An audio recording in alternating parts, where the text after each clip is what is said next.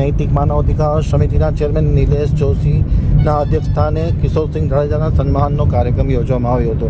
આ તકે ખાસ કરીને રેલવે ફાટક અને ટ્રાફિક પોઈન્ટ પર વિશેષ છાંયડાની સુવિધા ઉપલબ્ધ કરવામાં આવી. સંયુક્ત નૈતિક માનવ અધિકાર સમિતિના ચેરમેન શ્રી નિલેશભાઈ જોશીના અધ્યક્ષસ્થાને સેવાભાવી લોકલાડીલા કિશોરસિંહ જાડેજા ગુજરાત રાજ્યના અધ્યક્ષ તરીકે બઢતી આપવામાં આવી. તેના સન્માનમાં ઈસ્ટ કચ્છ જિલ્લા પ્રમુખ મુકેશ મકવાણાના નેતૃત્વ હેઠળ UNHRC કચ્છ જિલ્લા ટીમ દ્વારા સેવાકીય કાર્યક્રમનું આયોજન કરવામાં આવ્યું હતું, જેમાં લીલાસા કુટિયા ફાટક પાસે ટુ વ્હીલર ચાલકોને ધોમધકતા તાપમાં 15 મિનિટ સુધી ઊભું પડે છે, ત્યારે 15 દિવસ સુધી બંને સાઈડ મોટા ટેન્ટ ઊભા કરાવી અને છાંયડાની વ્યવસ્થા પણ કરવામાં આવી હતી.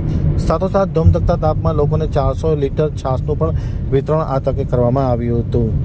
સિઝન દરમિયાન ફળોનો રાજા 50 kg કેસર કેરીનું ગરીબ બાળકોને વિતરણ કરવામાં આવ્યું હતું. કિશોરસિંહ જાડેજા દ્વારા એમના સન્માન કાર્યક્રમના સેવા કાર્યોને રાજકોટમાં ઘટિત ગોઝારી ઘટનામાં દિવંગત થયેલા લોકોના આત્માને શ્રદ્ધાંજલિ અર્પણ કરવા માટેનો પણ એક કાર્યક્રમ કરવામાં આવ્યો હતો. 2 મિનિટ મૌન પાડી શ્રદ્ધાંજલિ અર્પણ કરવામાં આવ્યું હતું. એસપી ઓફિસ દ્વારા ગાંધીધામ શહેરમાં ઠેર ઠેર ટ્રાફિક સિગ્નલ પર આવા છાંયડા માટે ટેન્ટ બાંધવામાં આવ્યા છે.